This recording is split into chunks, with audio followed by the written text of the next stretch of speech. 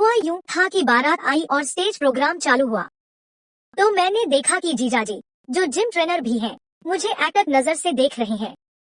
मैं भी उनके सामने फूलों की थाली लेकर सामने खड़ी थी। फिर मैंने भी हिम्मत करके जीजाजी से नजरें मिलाना चालू किया। मैं समझ गई कि जीजू काफी समय से भरे हुए हैं, लेकिन मैं उस दिन तो जीजू से नहीं मिल पाई और दीदी को जीजाजी अपने घर ले गए। बारात भी चली गई। उसके कुछ दिन बाद दीदी के भाई की शादी थी, तो दीदी और जीजू घर आए। मैं भी उनके घर आ गई। दीदी ने आते ही बोला, लो आ गई आपकी लाडली साली साहिबा पिंकी, बहुत याद करते हैं तुम्हें जीजाजी। मैंने भी हल्की सी मुस्कान दे दी। मैंने और जीजू ने एक दूसरे की नजरों को देखा और मैंने अपनी नजर झुका ली। मेरे पूरे शरीर में हलचल हो गई और गला सूख गया। मैंने सोच लिया कि आज मुझे अपनी प्यास इनके नल से ही बुझानी है। फिर शाम को मेहमान और आने लगे शादी में, और उसी दिन महिला संगीत भी था। तो जीजाजी, भैया और भैया के दोस्त दारू पीने बैठ गए छत के ऊपर वाले कमरे में। फिर भैया लोग दारू पी के डांस करने नीचे आ गए। मुझे अकेले देखते ही जीजा खिलखिला उठे और मेरा हाथ पकड़ के मुझे अपनी गोद में बैठा लिए और सीधे किस करने लगे। हम दोनों एक दूसरे को 10 मिनट तक किस करते रहे। हेलो दोस्तों, मेरा नाम रूबी है। मेरे लिए भी एक लाइक और सब्सक्राइब कर दो, इससे मेरा मोटिवेशनल बढ़ता है। मैं भी मदहोश हो गई उनके सर को पकड़ के। 10-15 मिनट तक जीजू ने चुमा एकदम गुलाबी बना दिया। उन्होंने मुझे भी सीधे बोतल से दारू की घूंट भरवा दी। मुझे भी नशा होने लगा और मजा आ रहा था। उसके बाद अगले दिन सब अपने अपने कामों में बिजी हो गए। मैं रात होने का वेट करने लगी। जैसे ही रात हुई, मैंने देखा भैया और जीजू एक ही रूम में सो रहे हैं। मुझे देख के जीजू रूम के बाहर आ गए और बोले, आज तुम्हारे भैया यहीं सोएंगे। मैं उदास सी हो गई। फिर जीजू बोले, मेरी गाड़ी के पास जाओ। गाड़ी घर से थोड़ा दूर खेत के पास खड़ी थी। वे बोले, उसमें बैठो, मैं आ रहा हूँ। उन्होंने मुझे चाबी दे दी। मैं भी कार में चुपचाप आकर बैठ गई। गाड़ी बड़ी थी, साथ से चला नहीं जा रहा था। मैं सीधे अपने घर गई और वॉशरूम में जाकर नहा के कपड़े बदले और सो गई। सुबह उठी तो उठा भी नहीं गया। दर्द से हालत खराब थी। पिंकी अपनी दीदी सोनिया के घर छुट्टियां बिताने आई थी। कॉलेज से फ्री होकर वो थोड़ा चेंज चाहती थी, और यहाँ आने का सबसे बड़ा फायदा था जीजू रोहित से मिलना। रोहित एक प्रोफेशनल बॉडी बिल्डर थे, चौड़ा सीना, सख्त बाजू और चेहरे पर वो कॉन्फिडेंट मुस्कान जो किसी का भी दिल हिला दे। दरवाजा खुलते ही पिंकी की नजरें अनजाने में उनके कंधों से नीचे सरक गईं। हल्की टी शर्ट से मसल्स साफ झलक रहे थे। अरे पिंकी, आ गई, दीदी ने बताया था। पिंकी ने मुस्कुराते हुए कहा, हाँ जीजू, और वैसे आपके मसल्स टीवी में दिखने वाले हीरो जैसे लग रहे हैं। रोहित ने हंसकर कहा, अरे ये तो बस शुरुआत है, तुम्हें भी जिम ले जाऊंगा। पिंकी ने आंख दबाते हुए बोला, सच? फिर तो मैं अभी से फिटनेस के सपने देखने लगूंगी। अगली सुबह रोहित ने सच में उसे जिम ले जाने का प्लान बनाया। पिंकी ने टाइट ट्रैक सूट पहना, जिससे उसकी कमर की पतली लकीर और भी साफ नजर आ रही थी।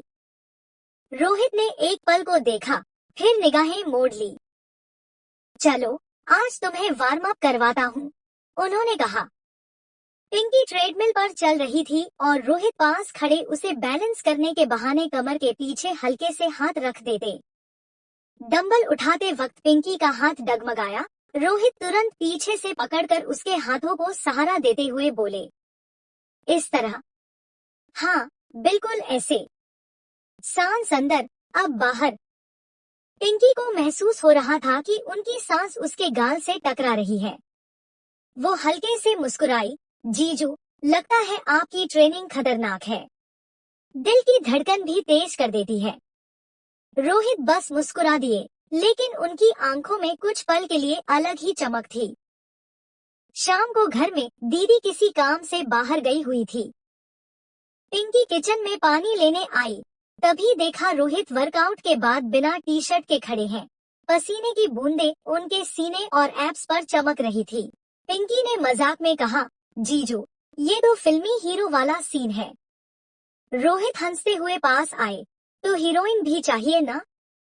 पिंकी ने हंसते हंसते कहा, तो क्या मैं ऑडिशन दे दूं? इतना कहते ही रोहित ने उसके हाथ से ग्लास ले लिया और बहुत पास आकर बोला, ऑडिशन पास। अब सीन की प्रैक्टिस करेंगे। पिंकी का दिल तेज धड़क रहा था, उनकी आंखों में देखना मुश्किल हो रहा था। रोहित ने धीरे से उसके गाल को छुआ और पिंकी की सांसें रुक सी गईं। तभी बाहर से दीदी की गाड़ी के हॉर्न की आवाज आई और दोनों अचानक पीछे हट गए। पिंकी कॉलेज की होनहार, थोड़ी शरारती और बात बात पर हंस देने वाली लड़की थी। छुट्टियों में वह अपनी दीदी के घर आई हुई थी। दरवाजा खोलते ही सामने खड़े थे उनके जीजू रोहित, जो एक प्रोफेशनल बॉडी बिल्डर थे। चौड़ी छाती, सिक्स पैक और मुस्कुराने पर गाल में पड़ते डिंपल पिंकी की आंखें एक पल के लिए ठहर गईं। अरे पिंकी, दीदी ने बताया था तुम आने वाली हो। आओ, सामान मैं उठा देता हूँ। पिंकी ने नखरे से कहा, अरे जीजू, इतना भारी तो नहीं है। आप तो वैसे ही भारी भरकम है। दोनों हंस पड़े और उसी पल से उनके बीच एक अनकहा सा कनेक्शन बनने लगा। एक दिन रोहित जिम जाने लगे तो पिंकी ने छेड़ा, जीजू, आप जिम में कितना टाइम लगाते हो? कहीं मसल्स के साथ साथ दिल भी स्ट्रॉन्ग कर रहे हो? रोहित मुस्कुराए, दिल तो पहले से ही स्ट्रॉन्ग है, पर चाहो तो तुम्हें भी जिम में ट्रेन कर सकता हूँ। पिंकी ने मजाक में हामी भर दी। अगले दिन रोहित उसे जिम ले गए। वहां उन्होंने पिंकी को सही तरीके से डंबल उठाना सिखाया और जब पिंकी का हाथ लड़खड़ाया तो रोहित ने पीछे से पकड़कर उसे बैलेंस कराया।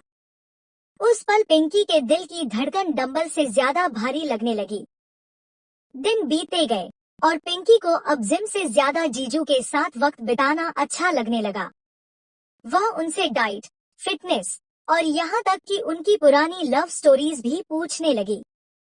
एक शाम छत पर ठंडी हवा के बीच पिंकी ने कहा, जीजू, आपने दीदी से शादी क्यों की? रोहित थोड़ी देर चुप रहे, फिर बोले, क्योंकि वो मेरी जिंदगी में सही समय पर आई। और किसी इंसान की जिंदगी में टाइमिंग बहुत मायने रखती है। पिंकी ने धीरे से कहा, और अगर कोई इंसान बाद में आए तो? रोहित ने उसकी आंखों में देखा, लेकिन कुछ बोले नहीं, बस मुस्कुरा दिए।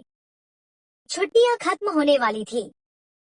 पिंकी जाने से पहले जिम के कोने में खड़ी थी और रोहित वर्कआउट कर रहे थे। जीजू, मैं जा रही हूँ। शायद अगली छुट्टियों में फिर मिलूंगी। रोहित ने उसकी तरफ देखकर कहा, अपना ध्यान रखना और हाँ, दिल का भी वर्कआउट रोज करना।